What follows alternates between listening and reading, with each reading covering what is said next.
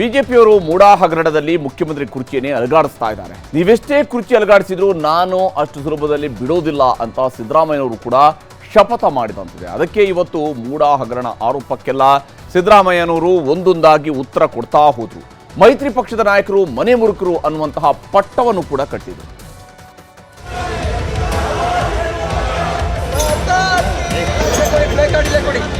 ವಿಧಾನಮಂಡಲ ಅಧಿವೇಶನ ನಿನ್ನೆ ಅನಿರ್ದಿಷ್ಟಾವಧಿಗೆ ಮುಂದೂಡಿಕೆಯಾದರೂ ಸಿಎಂ ಸಿದ್ದರಾಮಯ್ಯನವರಿಗೆ ನೆಮ್ಮದಿಯೇ ಇಲ್ಲದಂತಾಗಿದೆ.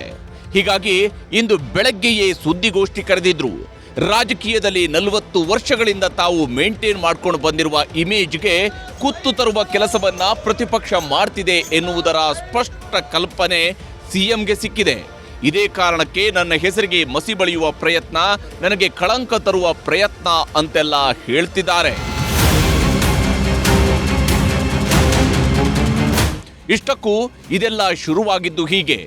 ಜೂನ್ ಕೊನೆ ವಾರದಲ್ಲಿ ಮುಖ್ಯಮಂತ್ರಿ ಸಿದ್ದರಾಮಯ್ಯ, ಉಪಮುಖ್ಯಮಂತ್ರಿ ಡಿಕೆ ಶಿವಕುಮಾರ್ ಹಾಗೂ ಸಚಿವರುಗಳು ದೆಹಲಿಗೆ ಹೋಗಿದ್ರು. ಸಿಎಂ ಡಿಸಿಎಂ ದೆಹಲಿಗೆ ಹೋಗೋದಿಕ್ಕೂ ಮುಂಚಿತವಾಗಿಯೇ ಸಿಎಂ ಕುರ್ಚಿ ವಿಷಯದಲ್ಲಿ ನಡೆಯುತ್ತಿರುವ ಒಳಬೇಗುದಿ ರಾಜ್ಯದಲ್ಲಿ ಹೊರಗೆ ಬಂದಿತ್ತು. ಯಾವಾಗ ದೆಹಲಿಯಿಂದ ಎಲ್ಲರೂ ವಾಪಸ್ ಆದ್ರೂ ಆಗ ಸಿಎಂ ಕುರ್ಚಿಯ ವಿಚಾರದಲ್ಲಿ ಯಾರೂ ಚಕಾರ ಎತ್ತದಂತೆ ಹೈಕಮಾಂಡ್ನಿಂದ ಫರ್ಮಾನು ಹೊರಬಿದ್ದಿತ್ತು. ಆದರೆ ಬೆಂಗಳೂರಿಗೆ ಬಂದಿಳಿದ ಮರುದಿನವೇ ಅಂದರೆ ಜುಲೈ 1ರಂದೇ ಮೈಸೂರು ನಗರಾಭಿವೃದ್ಧಿ ಪ್ರಾಧಿಕಾರದ ಹಗರಣಗಳು ಹೊರಗೆ ಬರುವುದಕ್ಕೆ ಶುರುವಾಯಿತು. ಮೊದಲು ಸಿಎಂ ಆಪ್ತ ಮರೀಗೌಡರಿಂದ ಮೂಡಾ ಹಗರಣ ಅಂತ ಸುದ್ದಿ, ಆಮೇಲೆ ಯತೀಂದ್ರ ಸಿದ್ದರಾಮಯ್ಯ ಮೇಲೆ ಮೂಡಾ ಹಗರಣ, ಕಡೆಗೆ ಸಿಎಂ ಪತ್ನಿ ಹೆಸರು ತಳುಕು ಹಾಕೊಳ್ತು. ಮೂಡಾದಲ್ಲಿ 5,000 ಕೋಟಿ ರೂಪಾಯಿಯ ಹಗರಣ ಆಗಿದೆ. ಸಿಎಂ ಪುತ್ರ ಸೇರಿ ಸಿದ್ದರಾಮಯ್ಯ ಆಪ್ತರಿಂದಲೇ 9,000ಕ್ಕೂ ಹೆಚ್ಚು ಸೈಟ್ಗಳಲ್ಲಿ ಹಗರಣ ನಡೆದಿದೆ ಅನ್ನೋದು ಗಂಭೀರ ಆರೋಪ.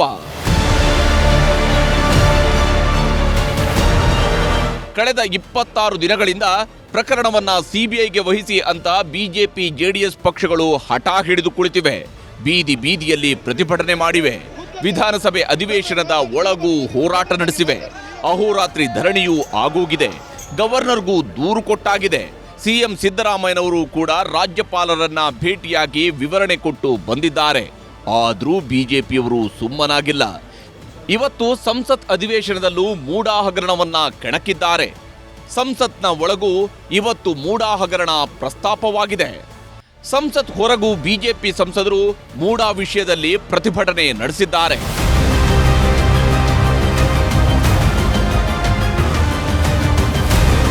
ಮೈಸೂರು ನಗರಾಭಿವೃದ್ಧಿ ಪ್ರಾಧಿಕಾರದಲ್ಲಿ ಸುಮಾರು 5,000 ಕೋಟಿ ರೂಪಾಯಿಗೂ ಮೀರಿದ ಹಗರಣದ ಆರೋಪವಿದೆ. ಈ ಹಗರಣದ ತನಿಖೆಯನ್ನ ಸಿಬಿಐಗೆ ಕೊಡಲಿ ಅನ್ನೋದು ಬಿಜೆಪಿ ಮತ್ತು ಜೆಡಿಎಸ್ನವರ ಹಠ.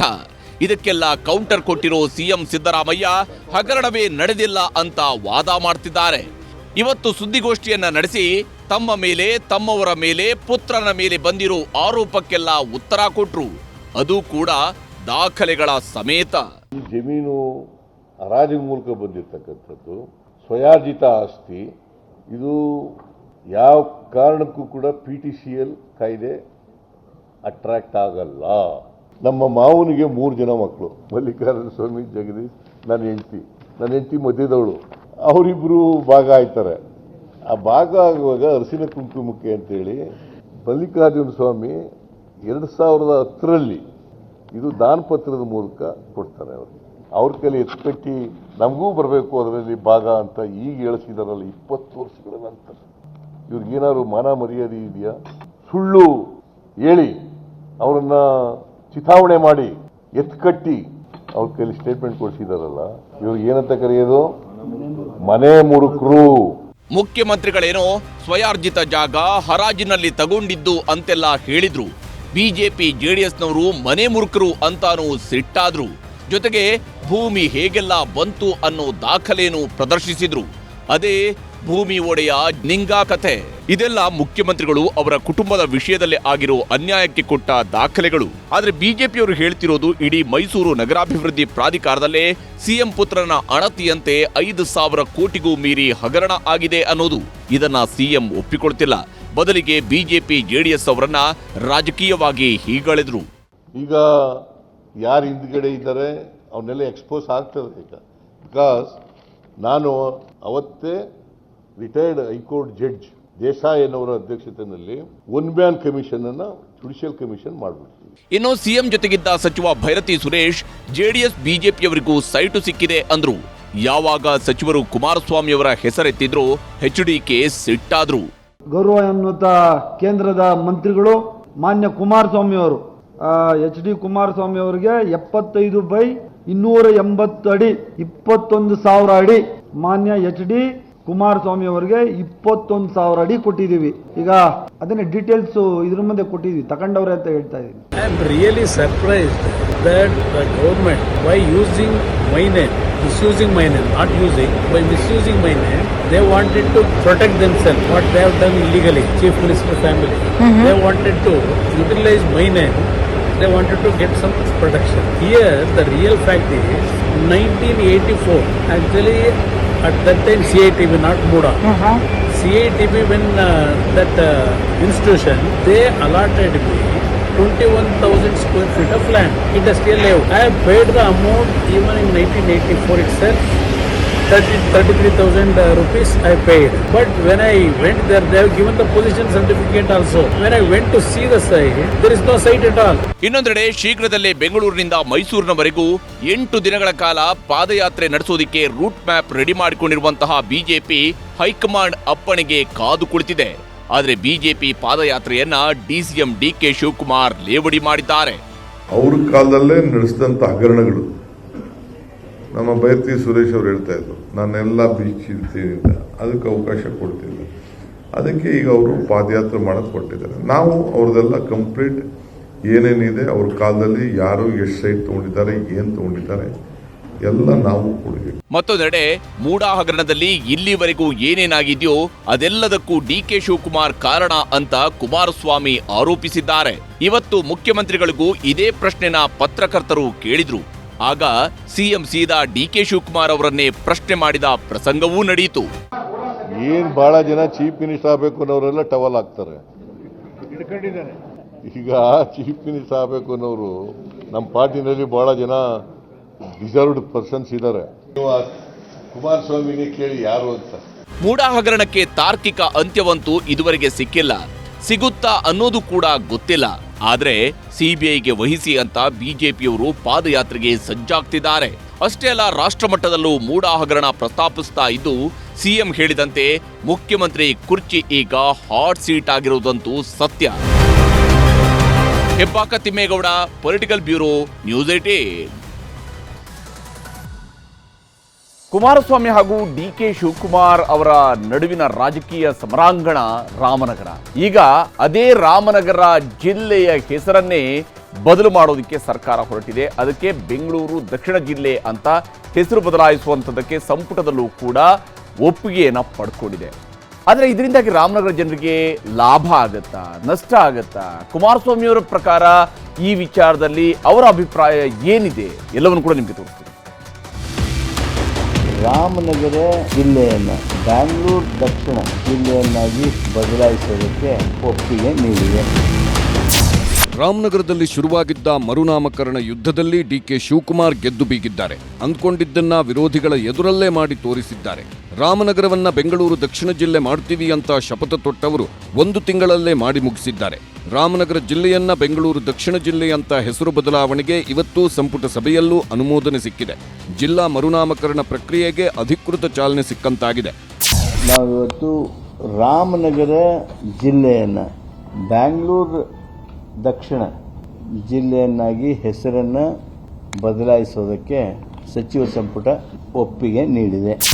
ರಾಮನಗರ ಜಿಲ್ಲೆಯ ಹೆಸರು ಬದಲಾವಣೆ ನಿರ್ಧಾರ ಮಾಡುತ್ತಿದ್ದಂತೆ ಕುಮಾರಸ್ವಾಮಿ ಕೆರಳಿ ಕೆಂಡವಾಗಿದ್ದಾರೆ. ರಾಮನ ಹೆಸರನ್ನ ಯಾರಿಂದಲೂ ತಡೆಯೋದಕ್ಕಾಗಲ್ಲ. ಒಂದು ವೇಳೆ ಹೆಸರು ಬದಲಿಸಿದ್ದೇ ಆದ್ರೆ ಇಲ್ಲಿಂದಲೇ ಈ ಸರ್ಕಾರದ ಪತನ ಶುರು ಎಂದಿದ್ದಾರೆ. HDK ಕರ್ಮಭೂಮಿಯಲ್ಲಿ DK ಮೈಲಿಗಲ್ಲು. ಅಣ್ತಮ್ಮರ ಆಟಕ್ಕೆ ದೋಸ್ತಿ ನಾಯಕರು ಕೆಂಡ. ಕೇಂದ್ರ ಸಚಿವ ಕುಮಾರಸ್ವಾಮಿಗೆ ರಾಮನಗರವೇ ಕರ್ಮಭೂಮಿ. ಇಲ್ಲಿಂದಲೇ ರಾಜ್ಯದ ಚುಕ್ಕಾಣಿ ಹಿಡಿದಿತ್ತು. ಹೀಗಾಗಿನೇ ಕುಮಾರಸ್ವಾಮಿ ರಾಮನಗರ ಅನ್ನೋ ಜಿಲ್ಲೆ ಸೃಷ್ಟಿ ಮಾಡಿದ್ರು. ಸಾಕಷ್ಟು ಅಭಿವೃದ್ಧಿನೂ ಮಾಡಿ ರಾಮನಗರ ಜಿಲ್ಲೆಯಲ್ಲಿ ಕುಮಾರಸ್ವಾಮಿ ಕನಸಿನ ಕೋಟೆಯನ್ನು ಕಟ್ಕೊಂಡಿದ್ದಾರೆ. ಈಗ ಡಿಕೆ ಶಿವಕುಮಾರ್ ಎಚ್ಡಿಕೆ ಕನಸಿನ ಕೋಟೆಗೆ ಲಗ್ಗೆ ಹಾಕಲು ರಾಮನಗರ ಜಿಲ್ಲೆಯನ್ನೇ ಬೆಂಗಳೂರು ದಕ್ಷಿಣ ಜಿಲ್ಲೆಯನ್ನಾಗಿಸುತ್ತಿದ್ದಾರೆ. ರಾಮನಗರದಲ್ಲಿ ನಿಖಿಲ್ ಕುಮಾರಸ್ವಾಮಿಗೆ ಸೋಲುಣಿಸಿದ ಸಿಟ್ಟು ಎಚ್ಡಿಕೆಗಿತ್ತು. ಆ ಸಿಟ್ಟು ತೀರಿಸಿಕೊಳ್ಳಲು ಲೋಕಸಭೆಯಲ್ಲಿ ಕುಮಾರಸ್ವಾಮಿಯವರು ಡಾಕ್ಟರ್ ಮಂಜುನಾಥ್ ಅವರನ್ನ ನಿಲ್ಲಿಸಿ ಡಿಕೆ ಸುರೇಶ್ಗೆ ಸೋಲುಣಿಸಿದ್ರು. ಇದು ಡಿಕೆ ಬ್ರದರ್ಸ್ ಸಿಟ್ಟಿಗೆ ಕಾರಣವಾಯಿತು. ಇನ್ನು ಕುಮಾರಸ್ವಾಮಿ ಮಂಡ್ಯಕ್ಕೆ ಲಗ್ಗೆ ಇಟ್ಟು ಸಂಸದರಾಗಿ ಕೇಂದ್ರ ಸಚಿವರಾಗಿ ಕಾಂಗ್ರೆಸ್ಗೆ ಸೋಲುಣಿಸಿದ ಸಿಟ್ಟು ಡಿಕೆಶಿ ಅವರನ್ನ ಕಾಡ್ತಾ ಇದೆ. ಈ ರಾಜಕೀಯ ಸೇಡು ತೀರಿಸಿಕೊಳ್ಳೋಕೆ ಕುಮಾರಸ್ವಾಮಿಯವರ ವಿಧಾನಸಭೆ ಕ್ಷೇತ್ರ ಚನ್ನಪಟ್ಟಣ ವಶಪಡಿಸಿಕೊಳ್ಳೋಕೆ ಡಿಕೆಶಿ ಅಖಾಡಕ್ಕೆ ಇಳಿದಿದ್ರು. ಚನ್ನಪಟ್ಟಣವನ್ನು ಗೆದ್ರೆ ಅಖಂಡ ರಾಮನಗರ ಕಾಂಗ್ರೆಸ್ ಕೈವಶವಾಗುತ್ತೆ. ಹಾಗಾಗಿನೇ ಚನ್ನಪಟ್ಟಣದ ಬದಲು ಅಖಂಡ ರಾಮನಗರವನ್ನೇ ಟಾರ್ಗೆಟ್ ಮಾಡಿದ್ದು ಡಿಕೆ ಶಿವಕುಮಾರ್. ಎಚ್ಡಿಕೆ ಹೆಸರಲ್ಲಿರೋ ರಾಮನಗರ ಜಿಲ್ಲೆ ನಿರ್ಮಾತೃ ಹೆಸರು ಅಳಿಸಿ ಬೆಂಗಳೂರು ದಕ್ಷಿಣ ಜಿಲ್ಲೆ ನಿರ್ಮಾತೃ ಡಿಕೆ ಶಿವಕುಮಾರ್ ಅನ್ನೋ ಇತಿಹಾಸ ಉಳಿಸೋಕೆ ಮರುನಾಮಕರಣ ಅಸ್ತ್ರ ಬಿಟ್ಟಿದ್ದಾರೆ ಡಿಕೆಶಿ. ಇನ್ನು ರಾಮನಗರ ಜಿಲ್ಲಾ ಮರುನಾಮಕರಣಕ್ಕೆ ಸ್ಥಳೀಯರಲ್ಲೇ ಪರ ವಿರೋಧ ಶುರುವಾಗಿದೆ. ಬೆಂಗಳೂರು ದಕ್ಷಿಣ ಮಾಡೋ ಬದಲು ಇಲ್ಲಿ ನೂರಾರು ಕೋಟಿ ರೂಪಾಯಿಗಳನ್ನ ತಂದು ಇಲ್ಲಿನ ಸಮಸ್ಯೆಗಳನ್ನ ಬಗೆಹರಿಸಬೇಕು ಅಂತೇಳಿ ನಾನು ಮಾನ್ಯ ಡಿ.ಕೆ. ಶಿವಕುಮಾರ್ ಅವರನ್ನ ಮನವಿ ಮಾಡ್ಕೋತೀನಿ. ಮೊದಲು ಮೇಕೆದಾಟು ಮಾಡಿ ಆಮೇಲೆ ರಾಮನಗರನ ಚೇಂಜ್ ಮಾಡೋಕೆ ಇವರು ಪ್ರಯತ್ನ ಪಡ್ಲಿ. ಯಾರೋ ವೈಯಕ್ತಿಕ ದ್ವೇಷ ಇಟ್ಕೊಂಡು ಇದನ್ನ ಮಾಡ್ತಾ ಇರುವಂತದ್ದು ರಾಮನಗರ ಜನತೆಗೆ ಮಾಡಿದ ಮಹಾ ದ್ರೋಹ ಅಂತ ಹೇಳ್ತಾ ಇದ್ದೀನಿ ಈ ಮುಖಾಂತರ ನಾನು. ರಾಮನಗರ ಜಿಲ್ಲೆಯನ್ನ ಬೆಂಗಳೂರು ದಕ್ಷಿಣ ಅಂತ ಬದಲಿಸಲು ಕೇಂದ್ರ ಸರ್ಕಾರದಿಂದ ಯಾವುದೇ ಸಮಸ್ಯೆ ಇರಲ್ಲ, ಜನರಿಗೂ ಸಮಸ್ಯೆಗಳಾಗಲ್ಲ. ಜಿಲ್ಲೆಗಳ ಹೆಸರು ಬದಲಿಸುವ ಅಧಿಕಾರ ರಾಜ್ಯ ಸರ್ಕಾರಕ್ಕಿದೆ. ಹೆಸರು ಬದಲಿಸಿದ್ದೇವೆ ಅಂತ ಕೇಂದ್ರ ಸರ್ಕಾರಕ್ಕೆ ಮಾಹಿತಿ ಕೊಡುತ್ತಾರೆ. ಕೇಂದ್ರ ಸರ್ಕಾರ ದಾಖಲೆಗಳಲ್ಲಿ ಹೆಸರನ್ನ ಬದಲಿಸಿಕೊಳ್ಳುತ್ತೆ. ಅಪ್ಪಿತಪ್ಪಿ ಕೇಂದ್ರ ಸರ್ಕಾರ ಜಿಲ್ಲೆ ಹೆಸರು ಬದಲಿಸೋದನ್ನ ಒಪ್ಪಿಕೊಳ್ಳಲ್ಲ ಅನ್ನೋ ಚಿಂತೆ ಬಿಟ್ಟುಬಿಡಿ. ಇನ್ಮುಂದೆ ಹಂತ ಹಂತವಾಗಿ ರಾಮನಗರ ಜಿಲ್ಲೆಯ ಎಲ್ಲಾ ಕಡೆ ಬೆಂಗಳೂರು ದಕ್ಷಿಣ ಜಿಲ್ಲೆ ಅಂತ ಹೆಸರನ್ನ ಹಂತ ಹಂತವಾಗಿ ಬದಲಿಸ್ತಾರೆ. ಜಿಲ್ಲೆ ಹೆಸರು ಬದಲಾವಣೆಯಿಂದ ಜನರಿಗೆ ಯಾವುದೇ ಆತಂಕ ಬೇಡ. ನಿಮಗೆ ಬೇಕಿದ್ರಷ್ಟೇ ದಾಖಲೆಗಳಲ್ಲಿ ಜಿಲ್ಲೆ ಹೆಸರು ಚೇಂಜ್ ಮಾಡಿಸಿ, ಇಲ್ಲ ಅಂದ್ರೆ ಆರಾಮಾಗಿರಿ. ಆದ್ರೆ ಇನ್ಮುಂದೆ ಆಗೋ ಹೊಸ ಆಧಾರ್, ವೋಟರ್ ಐಡಿ, ಪಾಸ್ಪೋರ್ಟ್ ಸೇರಿದಂತೆ ಹೊಸ ದಾಖಲೆಗಳಲ್ಲಷ್ಟೇ ಬೆಂಗಳೂರು ದಕ್ಷಿಣ ಅಂತ ಹೆಸರು ಬದಲಿಸ್ತಾರೆ. Aadhaar card, voter ID, passport same ವಿಳಾಸ ಇರುತ್ತೆ. ನಿಮ್ಮ ಹಳೆ ಆಸ್ತಿ ಪತ್ರಗಳಲ್ಲೂ ರಾಮನಗರ ಅಂತಾನೇ ಇರುತ್ತೆ. ಡಿ.ಕೆ. ಶಿವಕುಮಾರ್ ಕುಮಾರಸ್ವಾಮಿ ನಡುವಿನ ರಾಜಕೀಯ ಜಿದ್ದಾಜಿದ್ದಿಯಿಂದ ರಾಮನಗರ ಜಿಲ್ಲೆ ಹೆಸರು ಬದಲಾಗ್ತಿದೆ. ಭವಿಷ್ಯದಲ್ಲಿ ರಾಮನಗರದ ಭೂಮಿಗೂ ಚಿನ್ನದ ಬೆಲೆ ಬರೋದಂತೂ ಗ್ಯಾರಂಟಿ. Political bureau, news 18. ಇವತ್ತು ಆಷಾಢ ಶುಕ್ರವಾರ, ನವದುರ್ಗೆಯರನ್ನ ಆರಾಧನೆ ಮಾಡುವಂತಹ ಪ್ರಮುಖ ದಿನ. ದೇವಿಗೆ ಮಹಾಯಾಗವನ್ನು ಮಾಡಿ ಹರಕೆ ಕಟ್ಟಿಕೊಂಡ್ರೆ ಇಷ್ಟಾರ್ಥ ಫಲಿಸುತ್ತೆ ಅನ್ನುವಂತಹ ನಂಬಿಕೆಯೂ ಕೂಡ ಇದ್ದೇ ಇದೆ. ಇದಕ್ಕೆ ದರ್ಶನ್ ಅವರ ಪತ್ನಿ ಕೊಲ್ಲೂರಿನಲ್ಲಿ ಚಂಡಿಕಾ ಯಾಗವನ್ನು ಮಾಡಿಸಿದ್ದಾರೆ. ಮೈಸೂರಿನಲ್ಲಿ ಚಾಮುಂಡೇಶ್ವರಿ ತಾಯಿಗೆ ದರ್ಶನ್ ಸಹೋದರ ದಿನಕರ್ ವಿಶೇಷ ಪೂಜೆಯನ್ನ ನೆರವೇರಿಸಿದ್ದಾರೆ. ಇದೆಲ್ಲದರ ಮಧ್ಯೆ ರೇಣುಕಾಸ್ವಾಮಿ ಕುಟುಂಬವನ್ನ ವಿನೋದ್ ರಾಜ್ ಅವರು ಭೇಟಿಯಾಗಿ ಸಾಂತ್ವನ ಹೇಳಿದ್ದಾರೆ.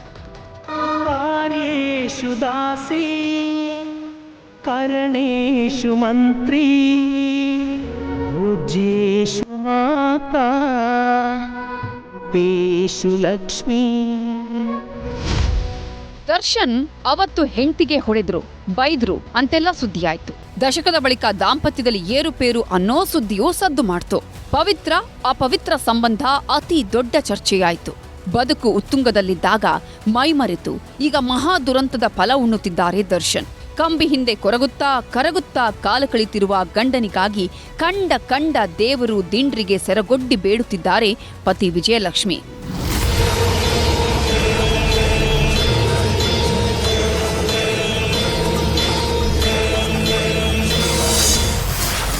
ಗಂಡನಿಗಾಗಿ ದೇವರ ಮೊರೆ ಹೋದ ವಿಜಯಲಕ್ಷ್ಮಿ. ಪತಿ ರಿಲೀಸ್ಗೆ ಕೊಲ್ಲೂರಿನಲ್ಲಿ ನವಚಂಡಿಕಾ ಯಾಗ.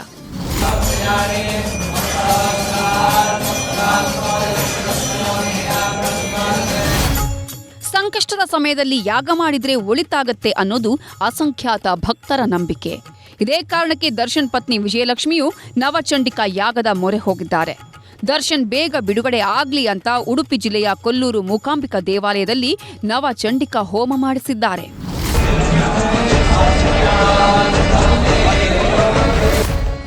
ನವಚಂಡಿಕಾ ಯಾಗಕ್ಕೆ ತನ್ನದೇ ಆದ ಶಕ್ತಿ ಇದೆ. ಇದು ಎಲ್ಲಾ ಸಮಯದಲ್ಲೂ ಮಾಡುವಂತಹ ಪೂಜೆಯಲ್ಲ. ನವಚಂಡಿಕಾ ಯಾಗ ಅನ್ನೋದು 10 ಸಂಕಷ್ಟಗಳಿಗೆ ರಾಮಬಾಣ ಇದ್ದಂತೆ. ಸಂಕಟಗಳ ನಿವಾರಣೆ ಮಾಡೋದರ ಜೊತೆಗೆ ಆರೋಗ್ಯ, ಕೀರ್ತಿ, ಸಮೃದ್ಧಿ ಹೆಚ್ಚಿಸುತ್ತೆ. ಅಷ್ಟೇ ಅಲ್ಲ, ಕೆಲಸ ಕಾರ್ಯಗಳಲ್ಲಿ ಗೆಲುವು ಸಿಗಲಿದ್ದು ದುಷ್ಟ ಗ್ರಹಗಳ ಪ್ರಭಾವ ದೂರವಾಗುತ್ತೆ. ಹಾಗೆ ದುಷ್ಟರ ಕಣ್ಣು, ಶಾಪಗಳಿಂದಲೂ ರಕ್ಷಿಸಿಕೊಳ್ಳೋದು, ಜೊತೆಗೆ ಈ ನವಚಂಡಿಕಾ ಯಾಗದಿಂದ ಕುಟುಂಬದ ಶ್ರೇಯಸ್ಸು ಕೂಡ ಹೆಚ್ಚಾಗುತ್ತೆ ಅನ್ನೋದು ಭಕ್ತರ ನಂಬಿಕೆ. ಯಾರು ಕಲಿಯುಗದಲ್ಲಿ ಈ ವಿಶೇಷವಾದ ಚಂಡಿಕಾ ದುರ್ಗಾ ಶಕ್ತಿಯ ಆರಾಧನೆ ಮಾಡ್ತಾರೋ ಅವು ಎಲ್ಲ ಸಂಕಷ್ಟ ಪರಿಹಾರ ಆಗಿ ಅವರ ಎಲ್ಲ ಸಂಕಲ್ಪ ಪರಿಪೂರ್ಣ ಆಗ್ತದೆ ಅಂತ ಶಾಸ್ತ್ರಜ್ಞರು ಹೇಳಿದರು. ಇತ್ತ ವಿಜಯಲಕ್ಷ್ಮಿ ಚಂಡಿಕಯಾಗ ಮಾಡ್ತಿದ್ರೆ ಅತ್ತ ಚಾಮುಂಡಿ ಬೆಟ್ಟದಲ್ಲಿ ದಿನಕರ್ ತೂಗುದೀಪು ವಿಶೇಷ ಪೂಜೆ ಮಾಡಿಸಿದ್ದಾರೆ.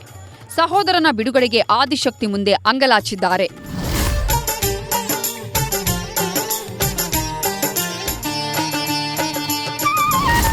ದರ್ಶನ್ ಕುಟುಂಬಸ್ಥರು ಮಾತ್ರವಲ್ಲ, ದರ್ಶನ್ ಅಭಿಮಾನಿಗಳು ಕೂಡ ದರ್ಶನ್ ಬಿಡುಗಡೆಗೆ ದೇವರ ಮೊರೆ ಹೋಗಿದ್ದಾರೆ.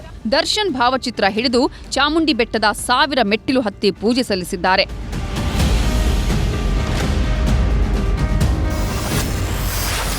ಸ್ವಾಮಿ ಪತ್ನಿಗೆ ವಿನೋದ್ ರಾಜ್ 1 ಲಕ್ಷ ಸಹಾಯ.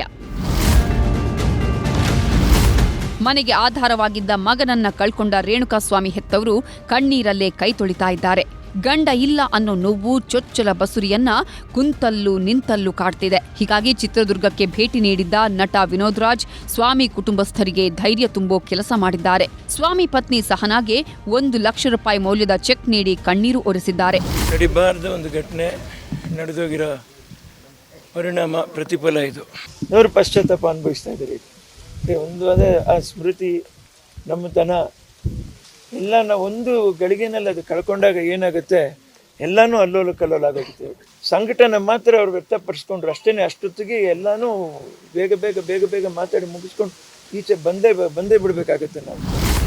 ಇನ್ನು ಸ್ವಾಮಿ ತಂದೆ ಕಾಶಿನಾಥ್ ಶಿವನಗೌಡರ್ ಮಾತನಾಡಿ, ತಪ್ಪಿತಸ್ಥರಿಗೆ ಶಿಕ್ಷೆ ಆಗ್ಲಿ, ನನ್ನ ಸೊಸೆಗೊಂದು ಖಾಯಂ ನೌಕರಿ ಕೊಡಿಸಿ ಅಂತ ಮನವಿ ಮಾಡಿದ್ರು. ಸರ್ಕಾರ ವಿನಂತಿ ಮಾಡ್ತೀನಿ, ನಮ್ಮ ಸೊಸೆಗೆ ಒಂದು ಖಾಯಂ ನೌಕರಿ ಕೊಡಲಿ. ತಪ್ಪಿತಸ್ಥರು ಯಾರಂತ ನಮಗೆ ಗೊತ್ತಿಲ್ಲ, ನಾವು ಯಾರ ಬಗ್ಗೆ ಪ್ರಶ್ನೆ ಮಾಡಲ್ಲ. ಯಾರೇ ಇದ್ರೂ ಅವ್ರಿಗೆ ಶಿಕ್ಷೆ ಕೊಡ್ರಿ ಅಂತ ಅಷ್ಟೇ ನಾವು ಕೇಳ್ಕೊಳ್ಳೋಣ. ಕೆಟ್ಟ ಮೇಲೆ ಬುದ್ಧಿ ಬಂತು ಅಂತಾರಲ್ಲ, ಹಾಗಾಗಿದೆ ದರ್ಶನ್ ಆ್ಯಂಡ್ ಗ್ಯಾಂಗ್ ಪರಿಸ್ಥಿತಿ. ತಾವು ಮಾಡಿದ ತಪ್ಪಿಗೆ ಕುಂತಲ್ಲಿ ನಿಂತಲ್ಲಿ ಪಶ್ಚಾತ್ತಾಪ ಅನುಭವಿಸುತ್ತಿದ್ದಾರೆ. ಆರೋಪಿ ಅನುಕುಮಾರ್ ತಂದೆಯನ್ನ ಕಳ್ಕೊಂಡ್ರೆ ರಾಘವೇಂದ್ರ ಹೆತ್ತವಳ ಮುಖವನ್ನೂ ನೋಡೋದಿಕ್ಕಾಗ್ಲಿಲ್ಲ. ನಾವಿಲ್ಲದೆ ನಮ್ಮನೆಯವರು ಹೇಗಿದ್ದಾರೋ, ಅವರಿಗೀಗ ಯಾರು ದಿಕ್ಕು ಅಂತ ಕಣ್ಣೀರಿಡ್ತಿದ್ದಾರಂತೆ. Bureau report, news 18. ರಾಜ್ಯಾದ್ಯಂತ ಮಳೆ ಅಬ್ಬರಕ್ಕೆ ಜಲಾಶಯಗಳೆಲ್ಲ ಭರ್ತಿಯಾಗ್ತಾ ಇದ್ದಾವೆ. ಡ್ಯಾಂಗಳಿಂದ ಹೊರ ಹೋಗ್ತಾ ಇರುವಂತಹ ನೀರು ಊರೂರನ್ನ ಮುಳುಗಿಸುವಂತಹ ಆತಂಕ ಕೂಡ ಇದೇ ಸಂದರ್ಭದಲ್ಲಿ ಎದುರಾಗಿದೆ. ಇನ್ನೊಂದು ಕಡೆಯಲ್ಲಿ ಶಿರೂರಲ್ಲಿ 11 ದಿನ ಕಳೆದರೂ ಕೇರಳದ ಚಾಲಕ ಹಾಗೂ ಶಿರೂರಿನ ಮತ್ತಿಬ್ಬರ ಹುಡುಕಾಟ ಯಶಸ್ವಿಯಾಗಿಲ್ಲ.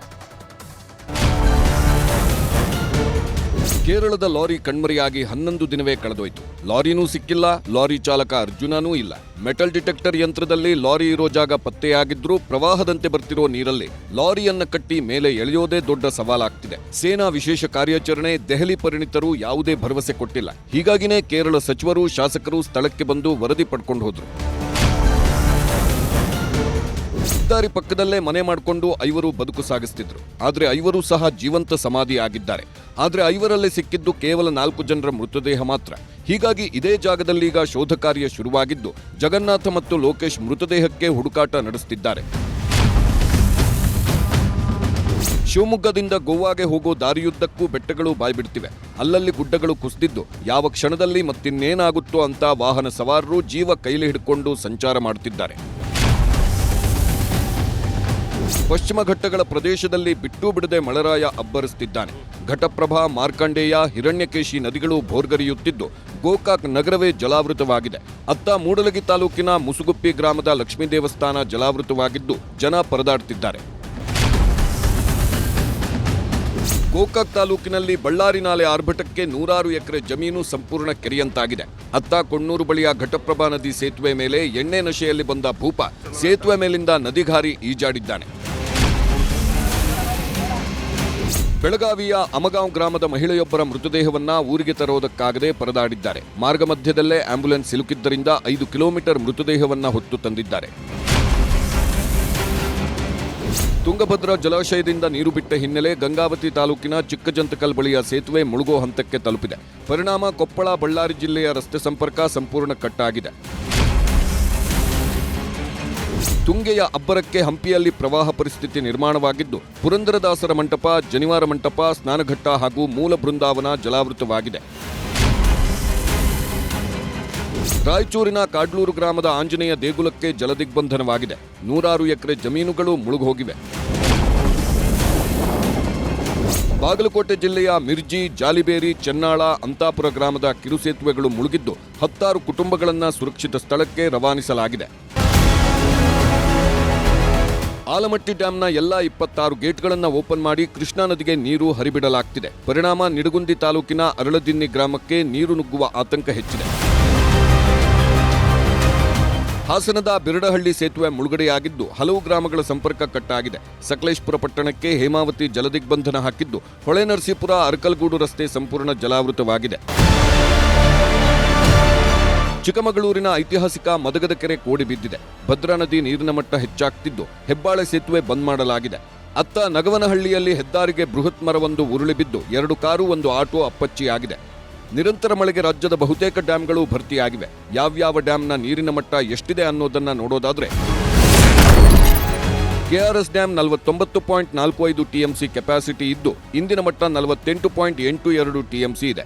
ಒಳಹರಿವು 67,000 ಕ್ಯೂಸೆಕ್, ಹೊರಹರಿವು 74,000 ಕ್ಯೂಸೆಕ್ ಇದೆ. ಕಳೆದ ವರ್ಷ ನೀರಿನ ಮಟ್ಟ 26.81 ಟಿಎಂಸಿ ಇತ್ತು. ಲಿಂಗನಮಕ್ಕಿ ಜಲಾಶಯ 151.75 ಟಿಎಂಸಿ ಕೆಪಾಸಿಟಿ ಇದ್ದು ಇಂದಿನ ನೀರಿನ ಮಟ್ಟ 108.40 ಟಿಎಂಸಿ ಇದೆ. ಒಳಹರಿವು 65,000 ಕ್ಯೂಸೆಕ್, ಹೊರಹರಿವು 1,853 ಕ್ಯೂಸೆಕ್ ಇದೆ. ಕಳೆದ ವರ್ಷ ನೀರಿನ ಮಟ್ಟ 58.63 ಟಿಎಂಸಿ ಇತ್ತು. ಹೇಮಾವತಿ ಡ್ಯಾಂನ ಕೆಪಾಸಿಟಿ ಒಟ್ಟು 37.10 ಟಿಎಂಸಿ ಇದ್ದು ಇಂದಿನ ನೀರಿನ ಮಟ್ಟ 35.22 ಟಿಎಂಸಿ ಇದೆ. ಒಳಹರಿವು 53,000 ಕ್ಯೂಸೆಕ್, ಹೊರಹರಿವು 64,000 ಕ್ಯೂಸೆಕ್ ಇದೆ. ಕಳೆದ ವರ್ಷ ನೀರಿನ ಮಟ್ಟ 25.94 ಟಿಎಂಸಿ ಇತ್ತು.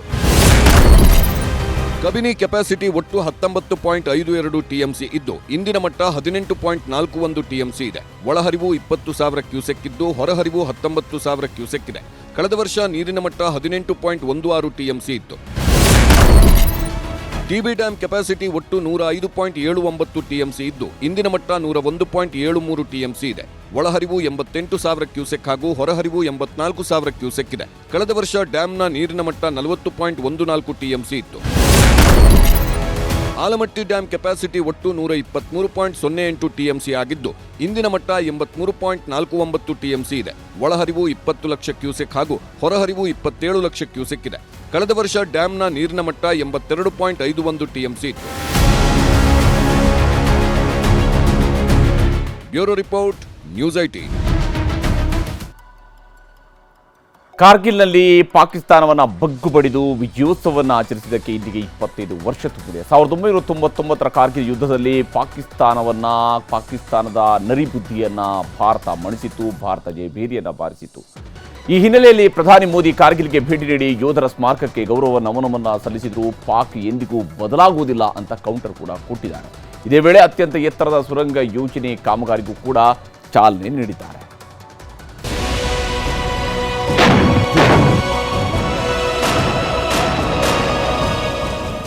ಕಾರ್ಗಿಲ್ ವಿಜಯೋತ್ಸವಕ್ಕೆ ಇಂದಿಗೆ 25 ವರ್ಷ. ಇಡೀ ರಾಷ್ಟ್ರವೇ ವಿಜಯದ ವಾರ್ಷಿಕೋತ್ಸವದ ಸಂಭ್ರಮದಲ್ಲಿದೆ. ಭಾರತ ಪಾಕ್ ಯುದ್ಧ ಮುಗಿದು 25 ವರ್ಷಗಳಾದರೂ ಅದರ ನೆನಪು ಎಲ್ಲರ ಮನದಲ್ಲಿ ಇನ್ನೂ ಹಸಿರಾಗಿದೆ. ಕಾರ್ಗಿಲ್ ವಿಜಯ ದಿವಸದ 25ನೇ ವಾರ್ಷಿಕೋತ್ಸವ ಹಿನ್ನೆಲೆ ಪ್ರಧಾನಿ ಮೋದಿ ಲಡಾಖ್ಗೆ ಭೇಟಿ ನೀಡಿದ್ರು. ದೇಶಕ್ಕಾಗಿ ಹೋರಾಡಿ ವೀರ ಮರಣ ಕಂಡ ಯೋಧರ ಸ್ಮಾರಕಕ್ಕೆ ಗೌರವ ನಮನ ಸಲ್ಲಿಸಿದ್ರು. ಬಳಿಕ ಮ್ಯೂಸಿಯಂಗೆ ಭೇಟಿ ನೀಡಿ ಯುದ್ಧದಲ್ಲಿ ಬಳಸಿರುವ ಮಿಲಿಟರಿ ಉಪಕರಣಗಳು, ಭಾರತೀಯ ಸೇನೆಯ ಯುದ್ಧ ಸಲಕರಣೆಗಳು, ಹುತಾತ್ಮ ಯೋಧರ ಛಾಯಾಚಿತ್ರ ವೀಕ್ಷಿಸಿದ್ರು. ಸೇನೆಯನ್ನ ಉದ್ದೇಶಿಸಿ ಮಾತನಾಡಿದ ಪ್ರಧಾನಿ ಮೋದಿ, ಯೋಧರು 140 ಕೋಟಿ ಜನರ ಭರವಸೆ ಅಂದ್ರು. ಪಾಕಿಸ್ತಾನ ಇತಿಹಾಸದಿಂದ ಏನನ್ನು ಕಲಿತಿಲ್ಲ ಅಂತ ಕೌಂಟರ್ ಕೊಟ್ರು. ನಾಯಕರಿಗೆ ಸಲಾಂ ಹೊಡೆಯೋದೇ ಸೇನೆ ಅಂತ ವಿಪಕ್ಷಗಳು ತಿಳಿದಿವೆ ಅಂತ ಕಿಡಿಕಾರಿದ್ರು. पाकिस्तान ने अपने इतिहास से कुछ नहीं सीखा है। वो आतंकवाद के सहारे, प्रॉक्सी वॉर के सहारे अपने आप को प्रासंगिक बनाए रखने का प्रयास कर रहा है। शायद कुछ लोगों की मानसिकता ही ऐसी थी कि सेना मतलब नेताओं को सलाम करना, परेड करना। हमारे लिए सेना मतलब 140 करोड़ देशवासियों की आस्था, हमारे लिए सेना मतलब 140 करोड़ देशवासियों की शांति की गारंटी। ಇನ್ನು ಲಡಾಖ್ನಲ್ಲಿ ವಿಶ್ವದ ಅತ್ಯಂತ ಎತ್ತರದ ಸುರಂಗ ನಿರ್ಮಾಣಕ್ಕೆ ಮೋದಿ ಶಂಕುಸ್ಥಾಪನೆ ನೆರವೇರಿಸಿದ್ರು. ಶಿಂಕೊನ್ಲಾ ಸುರಂಗ ನಿರ್ಮಾಣಕ್ಕೆ ಲಡಾಖ್ನ ದ್ರಾಸ್ನಿಂದ ವರ್ಚುವಲ್ ಮೂಲಕ ಚಾಲನೆ ಕೊಟ್ಟರು. ಶಿಂಕೊನ್ಲಾ ಸುರಂಗವು 4.1 ಕಿಲೋಮೀಟರ್ ಉದ್ದವಿದ್ದು ನಿಮು ಪಡುಮ್ ದರ್ಚಾ ರಸ್ತೆಯಲ್ಲಿ 15,800 ಅಡಿ ಎತ್ತರದಲ್ಲಿ ನಿರ್ಮಾಣವಾಗಲಿದೆ.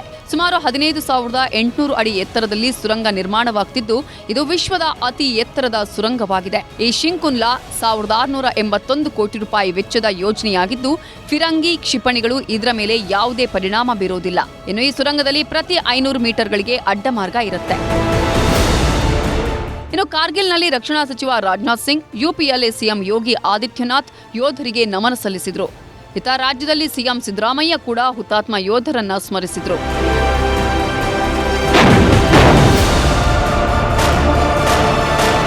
Bureau report, news 18. ಈಗ ರಾಜ್ಯ ದೇಶ ವಿದೇಶಗಳ ಮತ್ತಷ್ಟು ಸುದ್ದಿಗಳನ್ನು ಕ್ವಿಕ್ ಆಗಿ ನೋಡೋಣ. ಕರ್ನಾಟಕ ಮುಖ್ಯ ಕಾರ್ಯದರ್ಶಿ ರಜನೀಶ್ ಗೋಯಲ್ ಅಧಿಕಾರಾವಧಿ ಜುಲೈ 31ಕ್ಕೆ ಮುಕ್ತಾಯವಾಗ್ತಿದೆ. ಪತಿ ರಜನೀಶ್ ಜಾಗಕ್ಕೆ ಪತ್ನಿ ಶಾಲಿನಿ ಮುಖ್ಯ ಕಾರ್ಯದರ್ಶಿಯಾಗಿ ನೇಮಕವಾಗಿದ್ದಾರೆ. ಉತ್ತರ ಪ್ರದೇಶ ಸರ್ಕಾರದ ಕನ್ವರ್ ಯಾತ್ರೆ ಆದೇಶಕ್ಕೆ ನೀಡಿದ್ದ ತಡೆಯಾಜ್ಞೆಯನ್ನ ಸುಪ್ರೀಂ ಕೋರ್ಟ್ ವಿಸ್ತರಿಸಿದೆ. ಈ ಮಧ್ಯೆ ತಮ್ಮ ಆದೇಶಕ್ಕೆ ಸರ್ಕಾರ ಸಮರ್ಥನೆ ನೀಡಿದ್ದು ಶಾಂತಿಗಾಗಿ ಈ ಕ್ರಮ ಕೈಗೊಳ್ಳಲಾಗಿದೆ ಅಂತ ಸುಪ್ರೀಂಗೆ ತಿಳಿಸಿದೆ.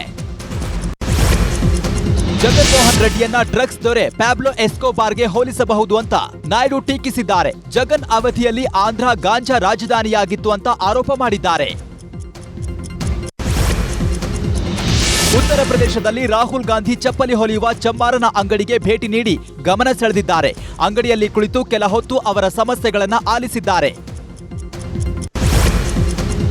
ಜೂನ್ 25 ಸಂವಿಧಾನದ ಹತ್ಯೆ ದಿನವನ್ನಾಗಿ ಆಚರಿಸುವ ಕೇಂದ್ರ ಸರ್ಕಾರದ ಅಧಿಸೂಚನೆಯನ್ನ ಪ್ರಶ್ನಿಸಿ ದೆಹಲಿ ಹೈಕೋರ್ಟ್ನಲ್ಲಿ ಸಲ್ಲಿಸಿದ ಅರ್ಜಿಯನ್ನ ನ್ಯಾಯಾಲಯ ತಿರಸ್ಕರಿಸಿದೆ. ಈ ಅಧಿಸೂಚನೆಯನ್ನ ಯಾವುದೇ ಸಂದರ್ಭದಲ್ಲೂ ಸಂವಿಧಾನಕ್ಕೆ ಅವಮಾನ ಎಂದು ಕರೆಯಲಾಗುವುದಿಲ್ಲ ಅಂತ ಹೇಳಿದೆ. ತೆಲಂಗಾಣ ಸಿಎಂ ರೇವಂತ್ ರೆಡ್ಡಿ ವಿರುದ್ಧ ಬಿಜೆಪಿ ಮಹಿಳಾ ಮೋರ್ಚಾ ಕಾರ್ಯಕರ್ತೆಯರು ಪ್ರತಿಭಟನೆ ಮಾಡಿದ್ದಾರೆ. ಹೈದರಾಬಾದ್ ಟ್ಯಾಂಕ್ ಬಂಡ್ ಬಳಿ ಇರುವ ಡಾಕ್ಟರ್ ಬಿಆರ್ ಅಂಬೇಡ್ಕರ್ ಪ್ರತಿಮೆ ಮುಂದೆ ನಿಂತು ಪ್ರತಿಭಟನೆ ಮಾಡಿದ್ದಾರೆ.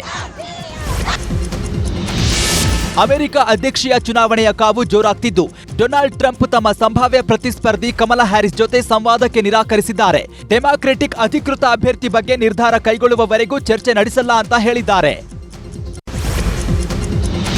ಪ್ಯಾರಿಸ್ ಒಲಿಂಪಿಕ್ಸ್ನ ಉದ್ಘಾಟನಾ ಸಮಾರಂಭಕ್ಕೆ ಕೆಲವೇ ಗಂಟೆಗಳು ಬಾಕಿ ಇರುವಾಗಲೇ ಫ್ರಾನ್ಸ್ನಲ್ಲಿ ಅಹಿತಕರ ಘಟನೆ ನಡೆದಿದೆ. ಫ್ರಾನ್ಸ್ನ ಹೈಸ್ಪೀಡ್ ರೈಲು ಮಾರ್ಗಗಳಿಗೆ ಕಿಡಿಗೇಡಿಗಳು ಬೆಂಕಿ ಹಚ್ಚಿದ್ದು 8 ಲಕ್ಷಕ್ಕೂ ಅಧಿಕ ರೈಲು ಪ್ರಯಾಣಿಕರಿಗೆ ತೊಂದರೆಯಾಗಿದೆ. ಕರುನಾಡಿನ ಸಿರಿ ಸೌಂದರ್ಯದ ಸೊಬಗನ್ನ ಸಂಭ್ರಮಿಸುವ ಹಬ್ಬ ಇದು ನ್ಯೂಸ್ 18 ಕರುನಾಡ ಹಬ್ಬ. ಭರ್ಜರಿ ಮನರಂಜನೆಯೊಂದಿಗೆ ಹಸಿವು ತಣಿಸಲು ಆಹಾರ ಮೇಳ. ಬನ್ನಿ ಜೊತೆಯಾಗಿ. ಇಂದಿನಿಂದ 3 ದಿನಗಳ ಕಾಲ ದಾವಣಗೆರೆಯ ಹೈಸ್ಕೂಲ್ ಮೈದಾನದಲ್ಲಿ ನ್ಯೂಸ್ 18 ಕರುನಾಡ ಹಬ್ಬ ನಡೆಯಲಿದ್ದು ಉಚಿತವಾಗಿ ಭಾಗವಹಿಸಿ ಸಂಭ್ರಮಿಸಿ. ಇದಾಗಿತ್ತು ಇವತ್ತಿನ ಸೂಪರ್ ಪ್ರೈಮ್ 9. ಈಗ ಬಿಗ್ ಸ್ಟೋರಿ ಪ್ರಸಾರವಾಗುತ್ತೆ. ನೋಡ್ತಾ ಇರಿ ನ್ಯೂಸ್ 18 ಕನ್ನಡ.